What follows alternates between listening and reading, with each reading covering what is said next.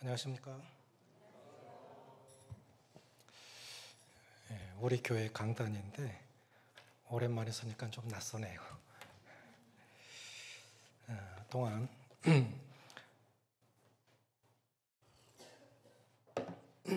기도로 동역해 주셔서 감사드립니다. 외부 집회 다녀오고 나면 몇몇 분들한테 전화를 드리고 또 카톡으로 기도해 주셔서 감사하다고 이렇게 인사를 드립니다. 기도할 제목이 얼마나 많습니까? 그런데 저를 위해서 이렇게 기도로 동역해 주셔서 감사를 드리고 이렇게 기도해 주시는 분들 중에 저희 교회 성도님들 뿐만 아니라 외부 교회 성도님들도 계세요. 한자매님한테 제가 인사를 드리니까 거긴 보수적인 교회예요. 혼자 기도해도 너울을 씁니다. 형제님, 너울 머리에 질끈 동요 매고 하루 종일 기도했습니다. 얼마나 감동이 되든지 그랬구나. 그래서 집회가 그렇게 은혜로웠구나. 전하면서 제가 느껴지는 게 우리 성도들도 제가 이제 가면 시간표를 보내달라고 그래요. 그 시간에 맞춰서 기도해야 되니까. 요즘은 수양회를 해도요 하루에 3시간에서 5시간씩 합니다. 이게 제가 할 수 있는 일이 아니에요. 성도들이 기도해 주시고 성령이 도와주셔서 가능한 일이지. 6월 달에 수양회 2번, 성도 집회 2번, 연속적으로 이제 4번 나가야 되는데 저는 긴장이 바짝 됩니다.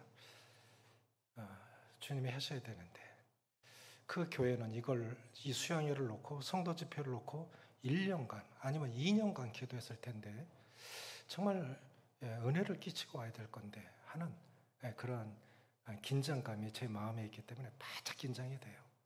기도하실 제목 많겠지만 위에서 기도해 주셨으면 좋겠습니다. 저 자신이 나가지만 팔공로 교회가 사역하는 거예요. 우리 교회가 쓰임받는 것입니다. 시편 42편 1절로 5절 그리고 11절 같이 읽겠습니다.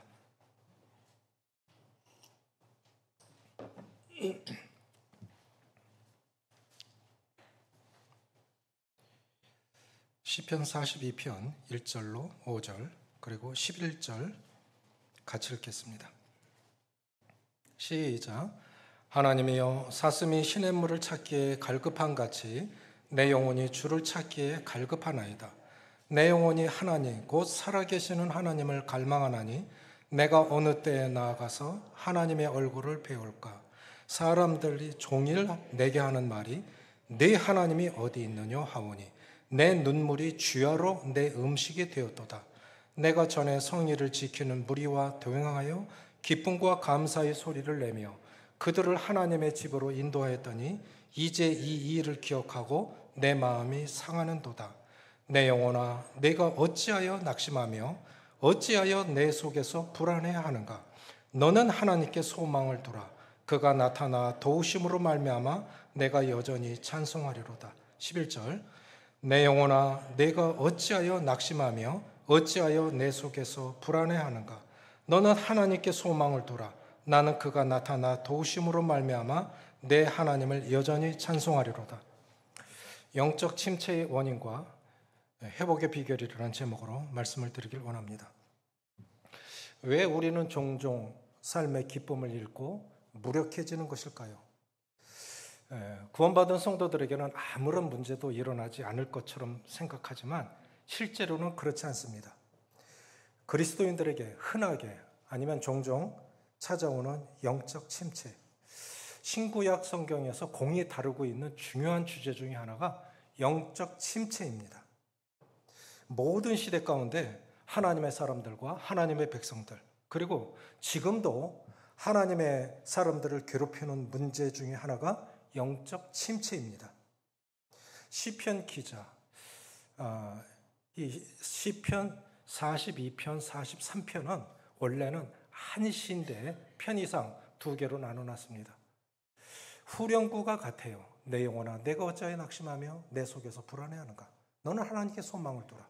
나는 여전히 나를 도우시는 하나님을 찬송하려로다. 편의상 나눠놨지만 이건 한 시를 나눠놓은 거고, 이 시는 다윗이 압살롬의 반역을 피해서 피난길에 올랐을 때 얼마나 힘들었는지, 그리고 어떻게 회복되었는지를 말씀해주고 있는 내용인데, 다윗의 당시의 이 고통을 고라 자손이 편집한 것으로 알려져 있습니다. 그래서 고라 자손의 마스길이라는 제목이 붙여졌는데, 마스길이라는 뜻이 교훈이에요. 그러니까 성전에서 성전 일을 도와야 하는 이 고라 자손들에게 이렇게 영적 침체가 있다, 그리고 어떻게 회복받을 수 있느냐를 고라 자손 대대로 교훈해 주고 있는 것이 시편 42편과 43편입니다. 다윗은 굉장히 힘들었던 것 같아요. 사람들이 내게 종일 하는 말이 네 하나님이 어디 있느냐 하니 내 눈물이 주야로 흘러내린다. 또 하나님 믿는 사람 맞아? 하나님이 살아계시다면 왜 이런 일이 일어났어? 왜 네가 하나님 믿는다며? 왜 하나님 복 주시지 않는데? 넌 왜 이렇게 어려움을 당하는데? 이거보다 더 힘든 일이 없어요. 네 하나님 살아계신 거 맞아? 네 하나님 사랑이신 거 맞아? 근데 너 왜 이런 일을 겪는데? 설명할 수 없는 어려움 속에 들어갔을 때 영적인 침체가 옵니다. 또 회복도 옵니다. 11절과 43장 5절에서 공이 반복해서 하시는 말씀이 너는 하나님께 소망을 둬라. 나는 내 얼굴을 도우시는 하나님을 여전히 찬송하리로다 했을 때, 다른 번역에서 내 얼굴에 화색을 주시는 하나님을 찬송하리로다 라고 했어요. 얼굴이라고 하는 것은, 얼굴이라고 하는 사전적 의미는 얼이 담긴 꼴입니다. 얼이라고 하는 것은 정신, 영혼이라는 뜻이에요. 그래서 저는 성도들을 이렇게 다 만나서 교제할 수 없지 않습니까? 성도들 많으니까. 그런데 강단에 서면 성도들 얼굴을 쫙 살핍니다. 근데 거의 어느 정도는 알 수가 있어요. 표정은 숨길 수가 없어요. 기쁨도 슬픔도 숨길 수가 없습니다. 그래서 영혼의 상태가 얼굴에 그대로 드러나는 거예요. 그러니까 내 정신, 내 영혼의 상태가 그대로 담긴 꼴이 얼굴입니다. 그런데 그것이 자신의 영적인 상태가 얼굴 표정에서 그대로 드러난다는 거예요. 영적 침체에서 회복이 되면 얼굴에 화색이 돕니다. 모든 결과에는 원인이 있습니다. 그런데 우리가 이 쉽게 지나갈, 한번 듣고 그저 그칠 내용이 아니에요. 주님 나라 갈 때까지 구원은 단번에 한순간 일어나지만 우리 이 그리스도인의 삶은 평생 이루어져야 됩니다. 그런데 이 영적 침체에서 어떻게 벗어나느냐의 여부가 나를 큰 사람으로 만들기도 하고, 아니면 그냥 거기 머물게도 하고 퇴보하게도 만듭니다. 아이들이 성장통이라는 것도 거치고 또 이렇게 많은 병치를 합니다. 우리 영혼도 마찬가지인 것 같아요. 홍역도 앓고 다치기도 하고 합니다. 자, 이 영적 침체의 원인과 회복의 비결에 대해서 훌륭하신 이 설교자였던 마틴 로이드 존슨이라는 분은 이렇게 말합니다. 영적 침체의 원인, 병도 한 가지 원인으로 오지는 않죠. 그런데 내가 특별히 잘 걸리는 병이 있어요. 특별히 잘 다치는 것도 있습니다. 그래서 나를 잘 알 필요가 있어요. 영적 침체의 원인을 정확하게 알 필요가 있고, 그랬구나. 그래서 영적 침체의 원인을 자세히 알게 되면 예방할 수가 있습니다. 경계할 수가 있어요. 그리고 다른 사람을 쉽게 판단하지 않습니다. 저 부분이 약하구나. 기도해 줘야 되겠구나. 그랬구나. 나를 살리는 길이고 다른 사람을 회복시키는 길입니다. 여러 원인 중에 첫 번째, 영적 침체의 원인 첫 번째는 기질적인 문제입니다. 그 사람의 기질과 성향은 구원과 아무 관계가 없습니다. 그러나 살아가는 데 있어서 지대한 영향을 미치는 것이 기질과 성향입니다. 작년에 CTI 갔을 때 어느 청년이 물어요. 자매인데. 제가 궁금했나 봐요. 형제님, MBTI는 뭐예요? 분명히 하긴 했어. 옛날에 장로 부부 성경 공부할 때 아마도 허규정제님이 하신 것 같은데 분명히 했는데 그거 누가 기억합니까? 10몇 년 됐는데 분명히 했는데 기억이 안 난다. 그래서 올 2월 달에 제가 이제 사이들하고 딸들 모였을 때 MBTI 하자. 그래서 딸들, 사이들, 우리 부부 6명이 한 거예요. 그래서 해보니까 ISFJ인가? 그렇게 나왔어요. 근데 사이가 아버님은 이걸 겁니다 했는데 정확해요. 내가 얘기한 게 아니고 사이가 얘기한 게 정확해요. 그래서 ISFJ가 뭔가 하고 인터넷 열어보니까 가장 정리하기 어려운 성격이다.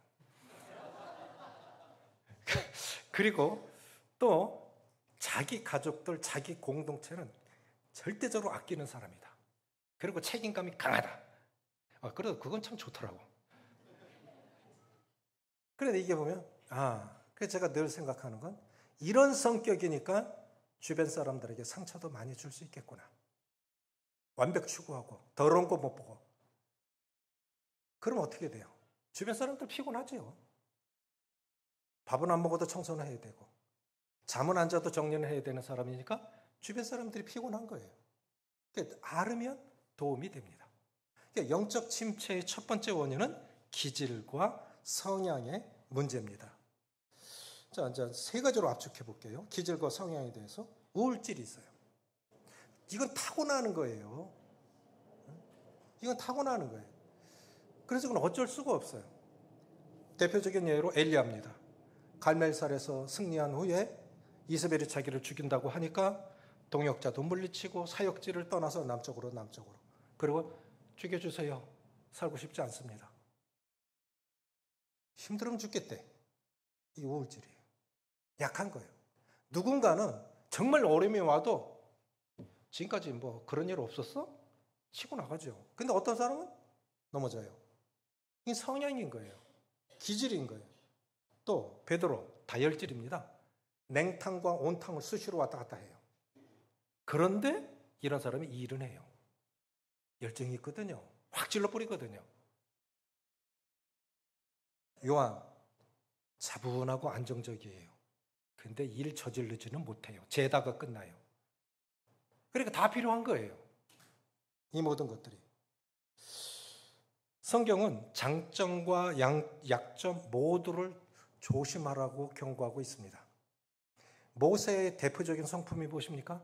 민수기 10장 3절에 이 사람 모세는 온유함이 지상의 모든 사람보다 승하다. 훈련된 거죠. 40년 동안. 그런데 가장 모세의 대표적인 성격이고 훌륭했던 그 부분에서 무너졌다고요. 머리밭 물가에서 내가 너희를 위하여 반석에서 물을 내려 꽝꽝 화를 낸 거예요. 그렇게 온유한 사람이 가장 자신했던 곳에서 무너진 거예요. 그러니까 우리는 성경은 말씀하시기를 장점과 단점 모두를 경계하라고 하는 것입니다. 그 사람의 장점이 단점이 될 수도 있어요. 무장 해제된 군인처럼 방심하고 있다 하는 겁니다. 단점이 장점이 될 수도 있습니다. 난 이 부분이 약해. 그럼 기도하게 되죠. 그러니까 그것이 장점이 될 수도 있는 거예요. 그래서 영적 침체의 첫 번째 원인은 기질과 성향의 문제입니다. 설교의 황제로 불렸던 스펄처는 평소에 20가지 이상의 병을 달고 살았대요. 어떤 때는 1년의 절반 정도를 설교를 못했나 봅니다. 우울증이 있어서. 통풍은 아주 심각했고 설교자가 우울질도 있고 통풍도 있고 20가지 질병을 갖고 살았다? 얼마나 힘들었겠습니까? 한두 가지 질병도 힘든데 그렇지 않습니까? 그래도 그 일을 해냈습니다. 두 번째, 미리 말씀드렸는데 자, 영적 침체의 원인 두 번째는 뭐냐면 몸의 상태입니다. 스펄전이 그랬던 것처럼 우리는 영적인 존재인 동시에 육체를 가진 존재입니다. 우리 아직 주님 나라 못 갔어요. 그러니까 몸에 지배를 받습니다. 인생의 문제는 힘의 문제입니다. 힘이 있기 때문에 살아있는 것입니다. 생명도 힘입니다. 힘이 약해지면 생명도 약해지고 반대로 힘이 강해지면 생명도 강해집니다. 힘 떨어지면 아무것도 할 수가 없어요. 아프면 만사 귀찮죠.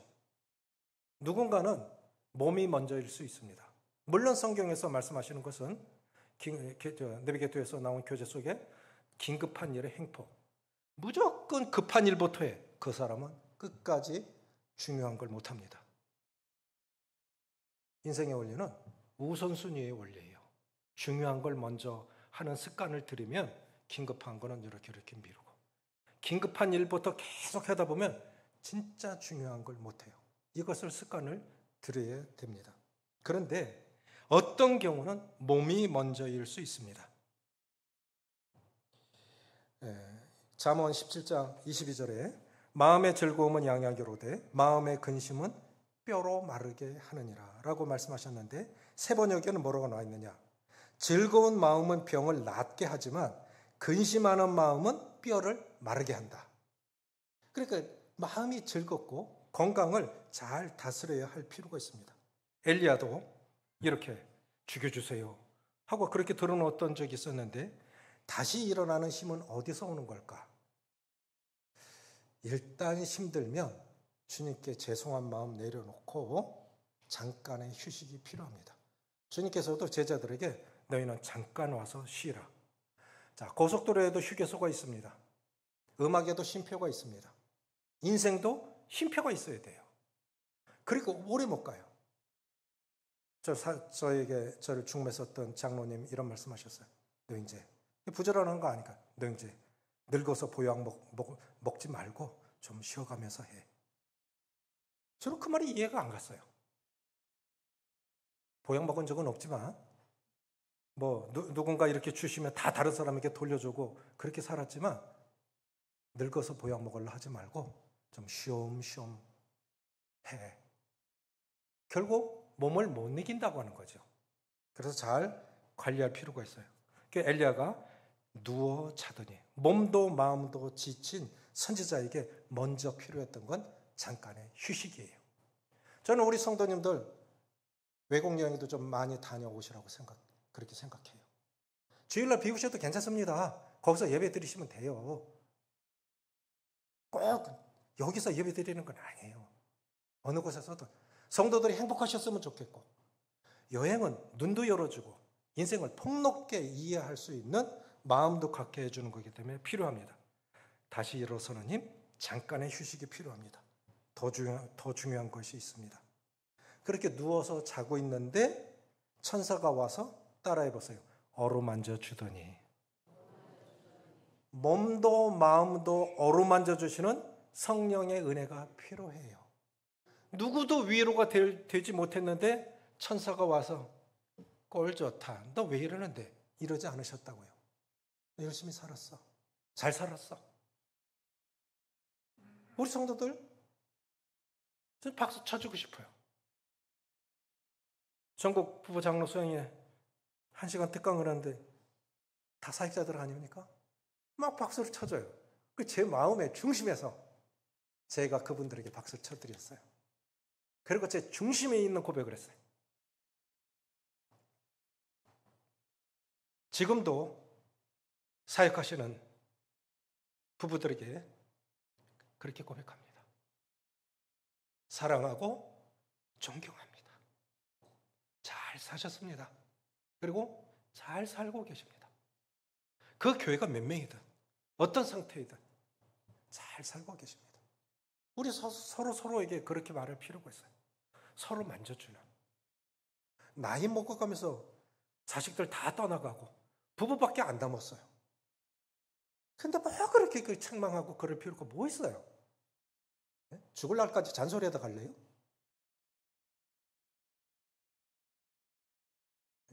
지혜가 없어요. 잘 살았다. 당신 잘하고 있어. 서로 어루만져줘야 되는데.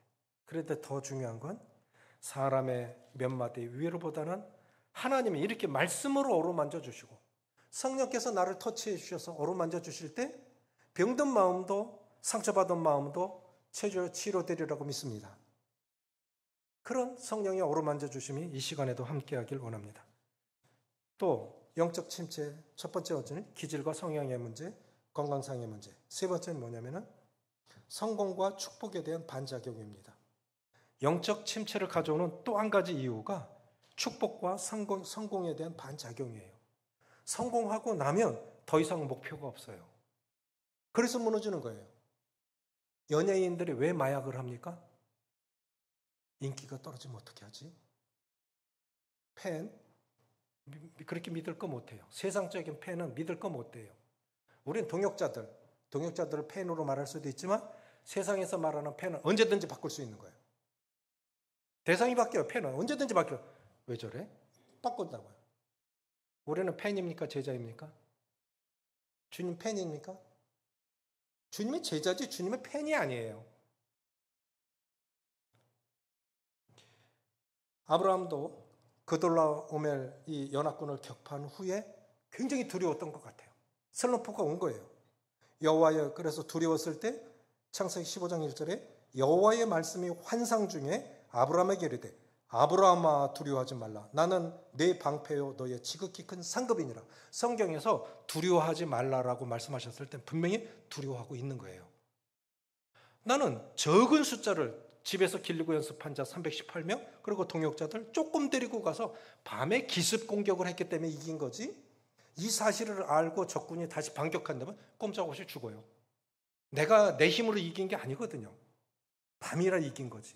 기습 공격했기 때문에 이긴 거지. 그러니까 두려웠던 거예요. 그런데 하나님이 나타나셔서 아브라함아 두려워하지 말라. 나는 내 방패요 상급이니라. 그래 너는 너의 보호자는 창과 칼이 아니야. 훈련된 군사들이 아니야. 나야 나. 그걸 믿으라고 했던 거예요. 그래서 성공 뒤에 슬럼프가 오는 것 가장 중요한 이유는 뭔가 했을 때 조심해야 되는 거. 고린도전서 10장 12절에 보면 그런즉 선질로 생각하는 자는 넘어질까 조심하라. 이게 성공 뒤에, 그래서 성공의 인자 속에 실패의 인자도 들어있다는 걸 아셔야 돼요. 더 조심해야 돼요. 쓰임 받을 때 더 조심해야 돼요. 개인적으로도 교회적으로도 그렇습니다.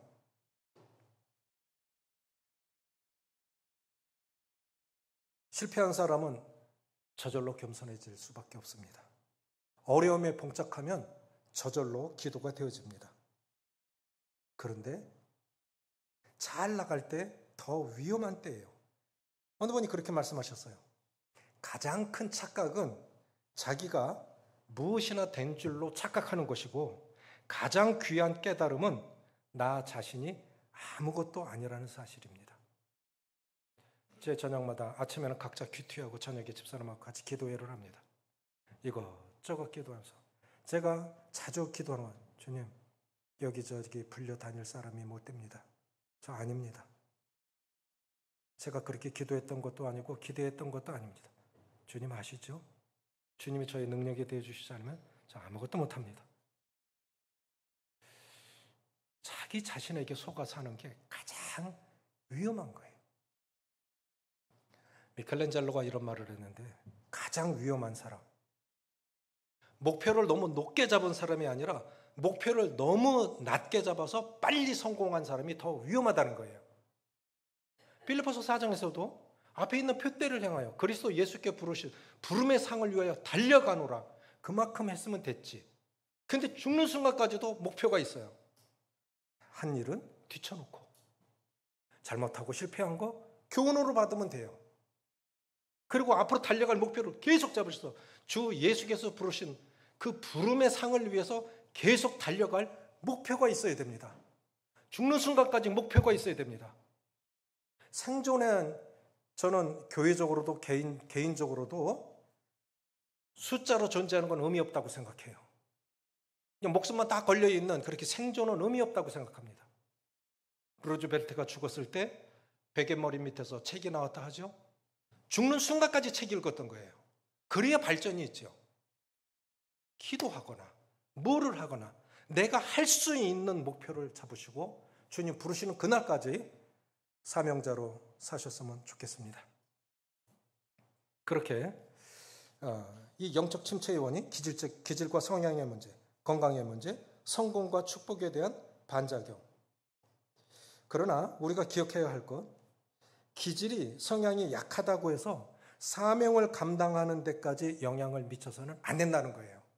그것 때문에 영향을 미쳐서는 안 된다고 하는 것이죠. 그래서 사도 바울이 그 디모데가 기질이 약했단 말이죠. 디모데에게 권면하는 것은 뭐냐면 디모데후서 1장 7절에 하나님이 우리에게 주신 것은 두려워하는 마음이 아니요 오직 능력과 사랑과 근신하는 마음이니 라고 말씀하셨어요. 이 두려워지는 것, 사람이 두렵고 상황이 두려운 것, 이게 주님께서 주신 마음이 아니에요. 사탄이 주신 거예요. 그걸 속고 있는 거예요. 하나님께서 주신 마음은 능력과 하나님이 우리에게 주신 첫 번째 것, 살아갈 능력만 주신 것이 아니라 죄를 이길 수 있는 능력도 주셨습니다. 그래서 우리가 나는 이래, 나는 그게 약해. 그건 사단에게 속고 있는 거예요. 요셉은 왜 안 무너졌죠? 다니엘은 그 불같은 시험을 당했는데 어떻게 이길 수 있었을까요? 우리 안에 그 능력을 주셨기 때문이에요. 성령께서 우리의 능력이 되어 주십니다. 그래서 하나님께서 우리에게 주신 것은 어떠한 상황 가운데서도 또 어떤 갈등 가운데서도 이길 수 있는 능력이 성령 안에서 주어졌다고 하는 것입니다. 살아갈 능력도 주셨고 죄를 이길 수 있는 능력도 주셨어요. 그러니까 두려워하지 마십시오. 두 번째는 사랑입니다. 하나님이 우리에게 주신 이 사랑, 결국 사람이 두려워지고 상황이 두려워지는 것은 하나님의 사랑에 확신이 들지 않기 때문이에요. 하나님의 아들까지 아끼지 않고 내주셨다면, 아들 예수님도 아끼지 않고 나를 위해서 주셨다면 뭘 안 주시겠습니까? 사랑에 확신이 들지 않으면 두려워집니다. 세 번째는 하나님이 우리에게 주신 것, 절제하는 마음. 근신하는 마음이 다른 번역에는 절제하는 마음으로 번역을 하셨는데, 성령의 열매를 완성하는 것, 절제입니다. 그걸 주신 거예요. 그러니까 우리가 성령의 지배 아래에 있다면 이게 가능한 거예요. 성품, 성령께서 주신 이 성령의 열매를 완성하는 것은 결국 절제예요. 근데 제가 보니까 나이 먹을수록 말이 많아. 경험이 많아. 젊은이들이 들을 땐 그거 아닌데. 그래서 나이 먹을수록 조심해야 돼요. 말을 아껴야 됩니다. 경험도 아껴야 됩니다. 물론 경험 못했죠. 우린 경험 많죠. 그러나 젊은이들이 앞으로 해나갈 거예요. 오히려 많이 기도하십시오. 이 시대에 어른이 많지가 않아요. 세상만이 아니라 교회에서도 어른이 많지가 않아요. 절제가 필요합니다. 이와 같이 또 미래에 대한 두려움, 이 영적 침체를 가져오는 이것들, 바로 미래에 대한 두려움이에요. 지금 말씀드린. 전국 장로 부부 수양에 갔을 때 임채만 형님이 이틀 휴가를 내셔서 오셨어요. 제가 형님하고 같이 식사를 하면서 놀랐어요. 왜 이렇게 빨리 식사를 하세요? 식사 시간 몇 분입니까? 3분 안에 식사를 다 해요. 평생 쫓기면서 식사를 하다 보니까 3분 안에 퍼놓고 치료회로 가야 돼. 그걸 60까지 하신 거예요. 참 존경스럽더라. 식사 때도 걸으면서 그 많은 성도들 진찰을 다 해주시는데, 대기하고 있는 분들에게 한 모친에게 제가 물었어요. 어디가 아프세요? 그랬더니 다 아파. 웃고 있는 분들은 좀 수상한 분들이에요. 일부 젊은이들에게 똑같은 예화를 들었는데 아무도 안 웃어. 아파본 적이 없거든. 진짜 80, 90 되신 분들한테 물어봐요. 어디가 아프세요? 다 아파. 안 아픈 데가 없어. 맞지요? 맞아요. 그러니까 미래가 두려운 거예요. 더 아프면 어떻게 되지? 그럼 요양원 가야 돼? 치매 걸리면 어떻게 해야 되지? 그게 사탄이 그런 마음을 주는 거예요. 돈도 없어. 몸도 아파. 누군가에게 짐은 되고 싶지 않고. 이게 나이 먹을수록 이런 게 오는 거예요. 내가 이상해지면 어떻게 하지? 사탄이 이렇게 두려운 마음을 주는 거예요. 잊지 마십시오. 디모데후서 1장 7절을 꼭 외우고 다니세요. 그런 마음이 들 때. 하나님이 우리에게 주신 것은 두려워하는 마음이 아니요 오직 능력과 사랑과 근신하는 절제하는 마음이니. 그래, 하나님 우리 하나님이시잖아. 어떤 상황 속에 있어도 하나님 내 하나님이시잖아. 이런 확신 가운데 승리의 삶을 사시길 바랍니다. 그러면 회복의 비결은 무엇이겠습니까? 회복의 비결은 첫 번째로 영적 시험에 들지 않기를 기도하라 하는 것입니다. 저는 아내와 기도할 때 주기도문을 자주 같이 합니다. 마태복음 6장 13절에 우리를 시험에 들게 하지 마옵시고 다만 악한 자에게서 구하시옵소서. 그리스도인들에게 시험을 주는 자는 누구예요? 악한 마귀예요. 그런데 우리가 기도할 때 나만 악한 자에게서 시험에 들지 않기를 기도하는 것이 아니라 따라해 보세요. 우리를 기도하셔야 돼요. 누구도 마귀에게서 마귀 앞에서 강자가 없어요. 마귀는 인간을 6,000년 동안 다뤄봤습니다. 성경에서 인류 역사를 6,000년 정도로 보죠. 그러니까 첫사람 아담부터 지금까지 인간을 6,000년 동안 다뤄봤기 때문에 이 사람이 어디가 가장 약한지를 알아요. 누구를 쳐야 교회가 어려워지는 걸 알아요.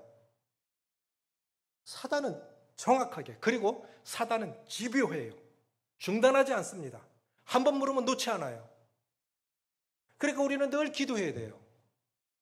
우리를 시험에 들게 하지 마옵시고 다만 악한 자에게서 구하시옵소서. 예수 믿는 순간부터 마귀의 타깃이 됩니다. 표적이 됩니다. 마귀의 종으로 있었을 때는 아무 문제 없었어요. 그런데 구원받고 나니까 문제가 와. 고난이 와. 어쨌든 쓰러뜨려야 돼. 승리하지 못하게 하고 하나님의 영광이 되지 못하게 하고. 그러니까 기도해야 됩니다. 중립지역은 없습니다. 싸워서 이기든 지든. 일단 마귀에게 시험에 든 사람은 빠져나오기가 쉽지가 않습니다. 시험에 든 사람은 설교가 잘 들리지 않아요. 매사에 부정적이에요. 비판적인 사람이 됩니다. 마음에 쓴뿌리가 생겨서 자신뿐만 아니라 주위 사람들에게도 부정적인 영향을 미칩니다. 그래서 히브리서 13장 15절에 너희는 하나님의 은혜에 이르지 못하는 자가 없도록 하고 또 쓴뿌리가 나서 괴롭게 하며 많은 사람이 이로 말미암아 더럽게 되지 않게 하며. 자신만 무너지는 게 아니라 주변 사람들도 같이. 그런데 참 나쁜 말은 왜 이렇게 잘 들려요? 누구 욕해봐요. 그래, 내가 봐도 그렇더라. 옛날에도 그랬어. 참 조심해야 됩니다. 조심해야 됩니다. 하나님께 죄 짓지 않도록.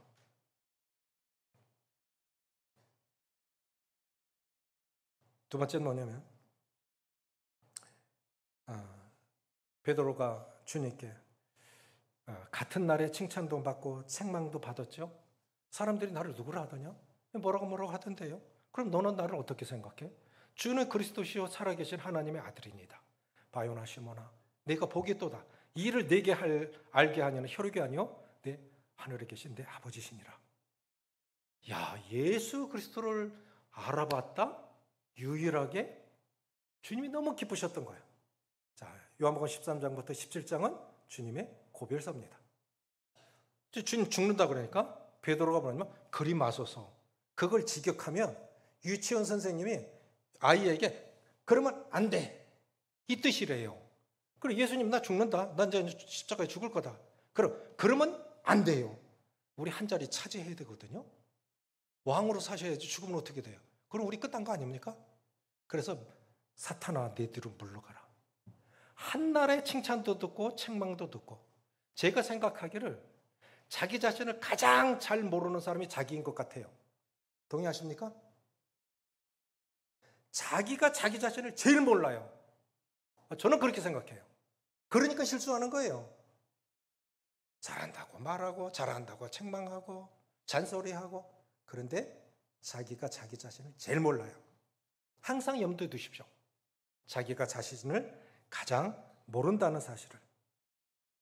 두 번째, 하나님의 말씀에 대한 임재, 하나님의 임재에 대한 갈망입니다. 여기 보면 1절, 2절 같이 읽겠습니다. 시작. 하나님이여 사슴이 시냇물을 찾기에 갈급한 같이 내 영혼이 주를 찾기에 갈급하나이다. 내 영혼이 하나님 곧 살아계시는 하나님을 갈망하나니 내가 어느 때에 나아가서 하나님의 얼굴을 배울까? 사람들이 종일 내게 하는 말이 내 하나님이 어디 있노냐 하니. 2절 지났죠? 여기 보면 1절, 2절에서 갈급하다, 갈망하다가 4번 나와요. 이스라엘은 평균 강수량이 1년에 600mm입니다. 비가 거의 안 와요. 우리는 한 번 집중호우 왔다 하면 300mm입니다. 그런 나라에서 물이 얼마나 귀한 것입니까? 그러니까 그 이스라엘 풍토를 이해하면서 생각해 보세요. 사슴이 시냇물을 찾아 갈급한 같이 내 영혼이 주를 찾기에 갈급하나이다. 전날에 하나님의 은혜 때문에 그렇게 풍성했는데 요즘 내가 왜 이렇게 말씀을 읽어도 은혜가 없지? 찬송을 불러도 왜 이렇게 은혜가 없지? 예배를 드려도 왜 이렇게 감동이 없는 거예요? 30년 전에 지하실에서 교회 개척되던 1, 2년 지하에 살았을 때 14명 나와서 이런저런 일로 빠지고 한 10명 정도 모여서 예배를 드릴 때 거의 2년 동안 눈물로 예배를 드렸는데 성경 지식이나 경험으로 보면 30년이 지난 지금이 훨씬 깊습니다. 그때 뭘 알았다고요? 그런데 예배는 훨씬 풍성했어요. 지금은 쥐어짜도 안 나와요. 그 감동이 없다고요. 왜요? 그럼 다시 지하실로 들어가야 되나요? 한국이 얼마나 잘 사는지 아십니까? 어느 훌륭하신 분이 자녀들이 미국에 산대. 훌륭한 대학 부총장님이십니다. 선물을 사갖고 와야 되긴 하겠는데 살 게 없더래요. 한국에 다 있어. 너무 잘 살아. 하나님 없이도 너무 잘 사는 시대가 됐어요. 예배당이 있죠. 건물이 있죠. 은사적으로나 규모적으로나 물질적으로 이제 외롭지 않아요. 그러니까 우리가 하나님 찾지 않아도 잘 사는 시대가 됐으니까 영적으로는 더 궁핍해졌다는 거예요. 저는 상대적이라고 믿습니다. 선교지에 가보면 성도들이, 저는 선교지 단기 선교 갔다 오는 게 제 영적인 산소예요. 단기 선교 갔다 오면 제가 살아나요. 그래서 일부러 갑니다. 한 10번 갔다 왔는데 다른 데 못 가도 선교전은 가고 싶어요. 내가 살기 위해서. 내가 살아요. 우리는 그건 잘 몰라요. 지금 우리가 얼마나 풍성한지. 그러다 보니까 영적으로 궁핍해져 있는 겁니다. 영적으로 회복받는 비결, 시험에 들지 않기를 기도하는 것이고 하나님의 임재를 갈망하는 것입니다. 예루살렘에서 엠마오로 내려가던 이 두 제자가 슬픈 얼굴을 띠고 주님이 죽으셔서 부활하신 것을 못 봤거든요. 그러니까 주님이 가시면서 말씀을 풀어주시고 음식을 놓고 기도하실 때 눈이 열렸어. 부활하신 주님을 잠깐 봤어. 그리고 둘이 길에서 올 때 예수님이 말씀을 풀어주실 때 우리 마음이 뜨겁지 아니하더냐? 그래서 내일 아침에 가도 되는데 바로 그 밤에 예루살렘으로 돌아갑니다. 다시금 예배자의 자리로 돌아가는 거 기도해야 돼요. 옛날에는 예배가 뜨거웠는데 지금은 쥐어짜서 한단 말이죠. 하나님께 대한 갈망, 말씀에 대한 갈망, 하나님의 임재에 대한 갈망, 이것이 우리에게 필요하다고 생각해요. 세 번째는 뭐냐면 긍정적인 사람들과 믿음이 좋은 사람들과 교제를 나누라고 하는 것입니다. 힘들 때는 신세 타령할 사람을 찾는데 잠깐 위로를 되겠지만 문제 해결에 도움이 되지 않습니다. 잠언 13장 20절에 보면 지혜로운 자와 동행하면 뭐를 얻고? 지혜를 얻고 미련한 자와 동행하면 해를 받느니라. 또 잠언 22장 24, 25절에 노를 품는 자와 사귀지 말며 울분한 자와 동행하지 말지니 그의 행위를 본받아 내 영혼을 올무에 빠뜨릴까 두려움이니라. 그래서 교제권이 중요해요. 누구와 교제를 할 것인가 정말 분별하시고 잘 하셔야 돼요. 그 사람을 가리라는 뜻은 아니에요. 다 귀합니다. 믿음이 약한 분이나 오래된 분이나 다 귀하지만 진짜 교제권으로 삼을 수 있는 사람들은 긍정적인 분들, 믿음이 깊은 분들을 택하십시오. 유유상종이라 하죠. 저는 어떻게 사람을 보느냐면 판단하는 건 아닌데 그분이 그분의 교제권이 누구인가를 봐요. 아, 그렇겠구나. 그렇겠구나. 영향을 주고받을 수밖에 없는 것이 인간입니다.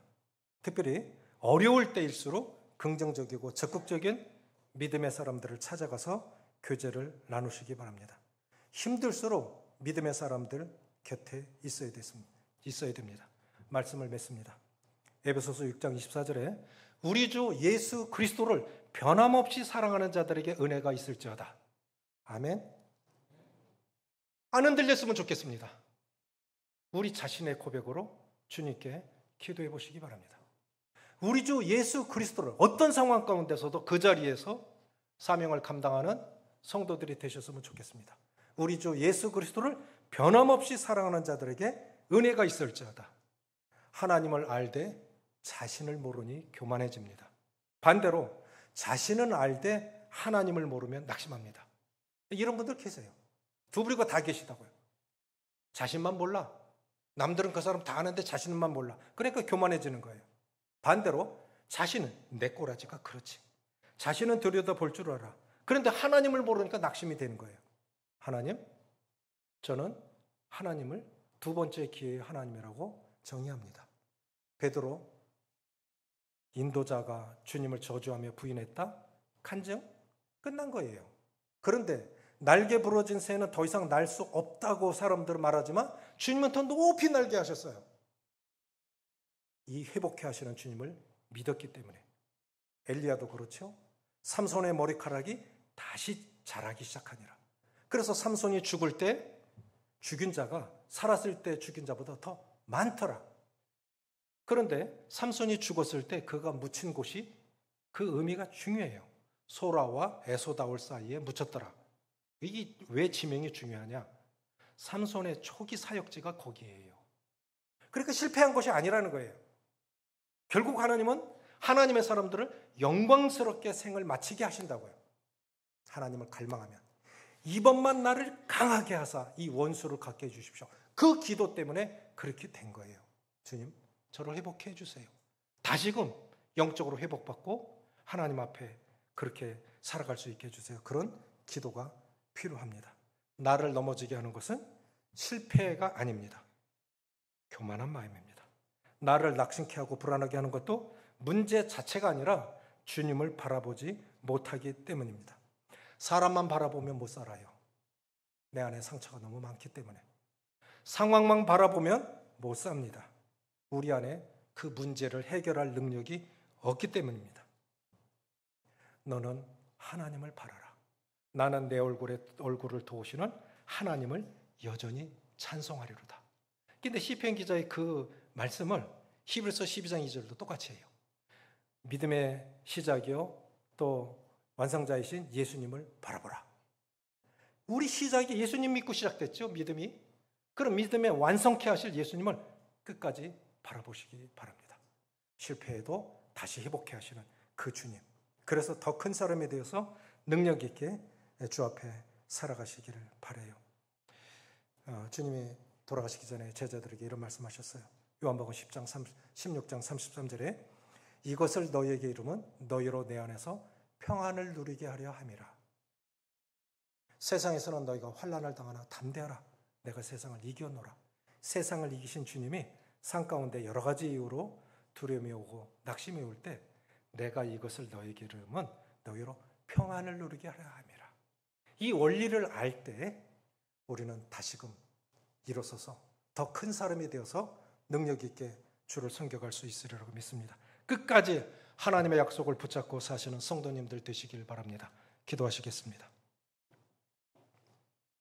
아버지 하나님, 구원은 단순간 이루어졌지만 성화는 그리스도의 성품을 닮아가는 이 삶은 평생 이루어져 가는 것인데 우리가 연약해서 성령과 우리의 성향과 기질로 넘어지고 또 낙심하고 불안해할 때가 얼마나 많은지요. 다양한 이유로 또 미래에 대한 불안한 마음, 건강상의 문제, 다양한 이유로 영적 침체를 겪을 때가 많았고 앞으로도 그런 일들 겪을 것이지만 다시금 일으켜 세우시는 하나님을 바라보고 그 자리에서 일어서서 변함없이 주님을 섬겨가는 은혜가 임할 수 있도록 성령 하나님께서 모두를 도우시길 원하고, 무엇보다도 우리를 시험에 들지 않게 해달라고 우리 자신의 연약 늘 고백하며 하나님의 은혜를 구할 수 있도록, 미리 예방할 수 있도록, 그리고 혹 넘어진 사람들, 연약한 사람들 볼 때라도 판단하지 않고 오히려 기도해주는 저희들이 될 수 있도록 도우시길 원하오며 우리 주 예수님의 이름으로 감사하며 기도합나이다. 아멘.